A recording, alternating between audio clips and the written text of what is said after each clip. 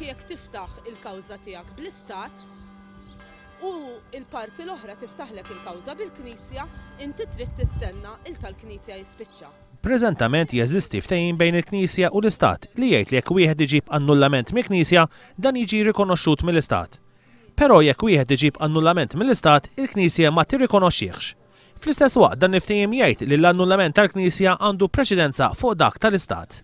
Waqt konferenza tal-aħbarijiet fl-isfond tal-Katedral tar-Rabat u tal-bini tal-Qorti Tgħawdex, Deborah Schembri, chairperson tal-moviment Iva Divorzju Iva Żwieġ, sostniet li dak li jiġri barra minn Malta huwa kompletament differenti minn dak li jiġri f'pajjiżna. Illum il-ġurnata barra minn Malta jekk inti tmur biex tipprova ġġib annullament mill-Knisja, inti jgħidulek isma' fejna il-dikri tad-divorzju, id-digriet tad-divorzju. Għax mingħajr ma inti ġib li d-divorzju minix ħanibda l-annullament. Intqal li fejn annullament bl-istat wieħed iġibu anke fi żmien sena dak tal-Knisja jdum snin twal, anke sa aktar minn 10 snin.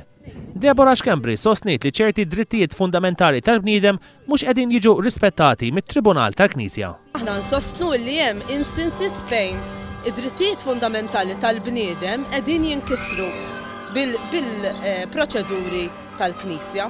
Per eżempju, issa ħarġet iktar fil-beraħ li inti jkollok id-dritt tal-avukat tal-għażla tiegħek. Deborah Schembri semmit lista ta' sitwazzjonijiet bħal relazzjonijiet sesswali barra żwieġ, vjolenza domestika u abbandon tal-familja li f'pajjiżna ma jitqisux bħala bażi soda għal annullament jekk ma jiverifikawx ruhom fl-ewwel snin ta' żwieġ.